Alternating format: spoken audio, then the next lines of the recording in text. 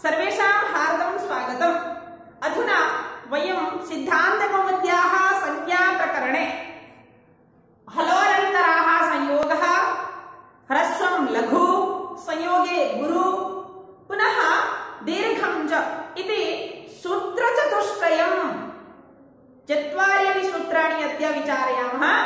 अतः भवन्तः किञ्चित् सावधानेन पश्यन्तु।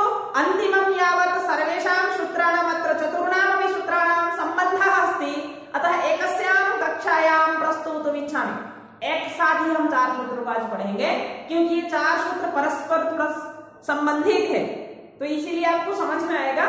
अंतिम तक आप देखिए, अगर समझ में न आए तो आप मुझे पूछ सकते हैं। तो आज का जो विषय है हलोरन्तरः संयोगः। जो पहला सूत्र है हलः अनन्तराः संयोगः। यहाँ 3 पद है। हलः प्रथमा विभक्ति बहुवचनम, हल हलौ हलः, अच अचौ अचः, ऐसे। अनन्तराः प्रथमा विभक्ति बहुवचनम, संयोगः इति प्रथमा विभक्ति एकवचनम। तो संयोग संज्ञा कर रहा है सूत्र। अगर परीक्षा में आ जाए कि संयोग संज्ञा विधायकम सूत्रम किम, हलो अनन्तराः संयोगः। ये सूत्र क्या कह रहा है कि हलः संयोग संज्ञक होते हैं कब? अनन्तराः, अंतरः नाम व्यवधानम, विच्छेद, जहां बीच में कोई व्यवधान हो। तो न अंतरः अनन्तरः, अविद्यमानम अंतरम यस्य सः अनन्तरः। अत्र वृत्तिः का अस्ति दृश्यतां पश्यतु। अत्र कः अस्ति? अंशः, वृत्ति अंशः कः वदति? सूत्रस्य अर्थः अच्भिः अव्यवहिताः हलः, अव्यवहिताः हलः, अनन्तराः नाम अव्यवहिताः, अव्यवहिताः के हलः संयोगसंज्ञकाः भवन्ति। कैः अव्यवहिताः? किसके द्वारा अव्यवहित होते? व्यवहित करने वाला कौन है? अच। जैसे इसे यहाँ हल का विचार कर रहा है, तो कैः अच्भिः, अज्भिः, तर्हि अज्भिः अव्यवहिताः हलः किं भवन्ति? संयोगसंज्ञकाः भवन्ति। एक उदाहरण लेता हूं। इसका अर्थ का ये मतलब कहता है कि अगर हल वर्ण अच के अव्यवहित से, मतलब अच के द्वारा व्यवहित नहीं होते हैं, तो वहां संयोग संज्ञा होगी। जैसे मैं परीक्षा लिया, परीक्षा, तो यहाँ क्ष जो है, यहाँ 2 हल, ककार और शकार। इसका अगर हम वर्ण विच्छेद करेंगे तो क श आ। अभी क भी एक हल है और श भी एक हल है। क्या बीच में अच वर्ण है? क्या स्वर वर्ण है? क्या दोनों व्यंजन वर्ण के बीच में स्वर वर्ण तो नहीं है? तो इसको हम संयोग संज्ञा कहेंगे। इसका नाम हो जाएगा संयोग, संयुक्त वर्ण। तो इसीलिए संयोग संज्ञा आपको आसान में समझ में आ जाएगा। जितने भी संयुक्त वर्ण है, परीक्षा, प्रतिज्ञा, ज्ञ में भी वैसे द्या, विद्यालय, द और य और आ, यह भी द और य दोनों हल है, बीच में कोई भी स्वर वर्ण नहीं है, तो यह संयोग है। तो जहां हल के बीच में कोई अच वर्ण न हो, व्यंजन वर्ण के बीच में कोई स्वर वर्ण न हो, मतलब स्वर वर्ण के द्वारा अगर व्यंजन वर्ण व्यवहित न हो, तो उस अव्यवहित व्यंजन वर्ण को हम संयोग संज्ञक कहेंगे, संयोग का नाम देंगे। तो अभी संयोग तो समझ में आ गया। तो उसके बाद सूत्र है ह्रस्वम, लघु। जो ह्रस्व वर्ण है, हम विचार किए थे उकाल और ह्रस्व दीर्घ प्लुत में स्वर वर्ण की अ, ई, उ, रू, इनका ह्रस्व दीर्घ प्लुत ऐसे 3 विभाग होता है। तो जो ह्रस्व है उसका नाम और अलग है। यहाँ दूसरा नाम है उसका, ह्रस्व को हम लघु भी कहेंगे। पुगंत लघुपधस्य च में लघु का ग्रहण करते हैं पाणिनि जी ने, तो वहां लघु मतलब ह्रस्व ही है और कुछ नहीं। तो यहाँ जो ह्रस्व हमने पढ़ा था, एक संज्ञा थी, अभी उसका नाम और एक हो गया। जैसे गांव में कुछ बच्चे होते हैं, सभी का वैसे ही होता है। जैसे स्कूल में एक नाम होता है और घर में भी दूसरा नाम होता है।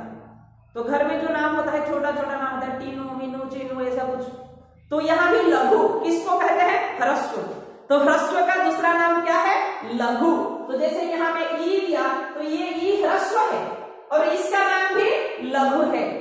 लेकिन ह्रस्वम लघु सूत्र जो है द्विपदात्मकम सूत्रम, यहाँ 2 पद है। ह्रस्वम प्रथमा विभक्ति एकवचन, लघु भी प्रथमा विभक्ति एकवचन। लघु संज्ञा किसका होगा?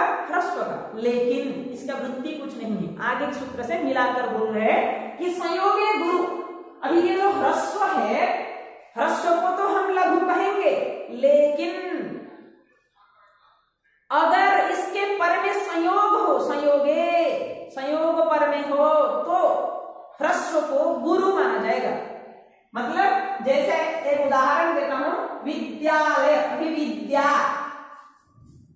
अभी जो विद्या है, विद्या में ई ह्रस्व है, ह्रस्व ई, और ह्रस्व ई का नाम क्या हो गया? लघु कहा गया, इसको लघु भी कहा जाता है।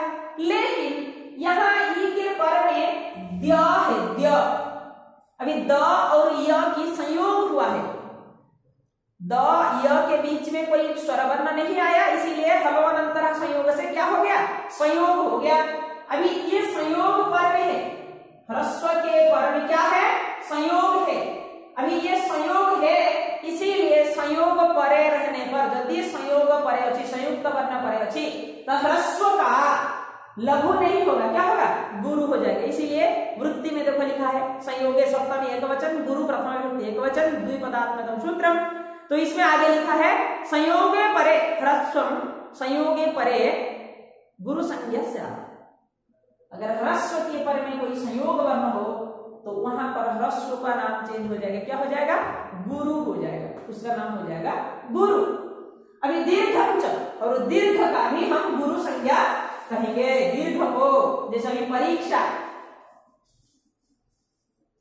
परीक्षा में यहाँ ई है, दीर्घ है।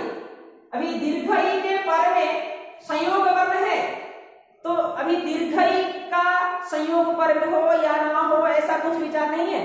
अभी दीर्घ को हम गुरु कहेंगे। जैसे ह्रस्व का दो नाम हुआ, ह्रस्व भी एक घर का बेटा है और दीर्घ भी एक घर का बेटा है, तो दोनों एक गांव है, तो एक बेटा का अगर दो नाम हो गया तो दूसरा का भी इच्छा हुआ भाई मेरे लिए भी एक नाम दे दो, तो पाणिनि जी ने बोले कि ह्रस्व का नाम तो हमने लघु दिया है, तो आप दीर्घ हो तो दीर्घ का नाम भी गुरु रख देते हैं। तो दीर्घम च सूत्र से गुरु संज्ञा किसको प्राप्त होता है? दीर्घवत को। तो जो यहाँ दीर्घ ई है, तो इसको हम दीर्घ तो जानते थे पहले, अभी इसका नाम हो गया गुरु। तो आपको समझ में आया होगा कि ह्रस्व को लघु कहेंगे, दीर्घ को गुरु कहेंगे, लेकिन ह्रस्व का दीर्घ भी, मतलब ह्रस्व को हम गुरु भी कहेंगे। अभी यहां एक डायग्राम करता हूं। जो ह्रस्व है,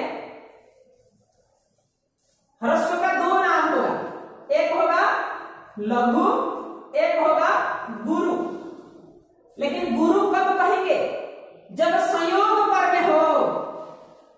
संयोग पर में यदि अच्छी, अगर संयोग पर में है, यदि परे संयोग वर्ण अच्छी, तो ह्रस्व को संज्ञा है जो गुरु संज्ञा। एवं साधारणतः ह्रस्व को हम लघु के रूप में जानते हैं, और जो दीर्घ है उसको गुरु ही कहेंगे दीर्घम सूत्र से। तो संयोग संज्ञा विधायक सूत्र हलवंतरा संयोग, लघु संज्ञा विधायक सूत्र ह्रस्व लघु, ह्रस्व वर्ण से गुरु संज्ञा विधायक सूत्र संयोगे परे, और गुरु संज्ञा विधायक सूत्र है दीर्घम च। तो आपको समझ में आया है ये सूत्र, ये चार संज्ञा विधायक, मतलब चार संज्ञा का हम ग्रहण के, यहाँ तो तीन संज्ञा ही है, क्योंकि दीर्घ को तब गुरु संज्ञा होती है, लघु संज्ञा विधायक सूत्र है ह्रस्व लघु, और हलवंतरा संयोग से हम संयोग संज्ञा का विधान करते हैं। तो ये सूत्र पढ़ने के बाद अभी यहाँ हमारा इति संज्ञा प्रकरण, अभी संज्ञा प्रकरण खत्म हुआ, सिद्धांत कौमुदी का। आशा करता हूँ मेरा जो श्रम था ये सार्थक हुआ होगा, आपको अच्छे से समझ में आया होगा। यदि कोऽपि प्रश्नः अस्ति, यदि शंकाः सन्ति भवन्तः पृच्छन्तु, अहम् अवश्यम् उत्तराणि दातुं प्रयासं करिष्यामि। अस्तु तर्हि पुनर्मिलामः। यदि अवगतं तर्हि कमेंट मध्ये लिखन्तु, भवताम् अभिमतम् इच्छामि, भवताम् आशीर्वादं च कामये। इतोपि अग्रे वयं सन्धि प्रकरणं, परिभाषा प्रकरणं, एकैकं प्रकरणं पठामः सिद्धान्तकौमुद्याः। पुनर्मिलामः। जयतु भारतम्, जयतु संस्कृतम्।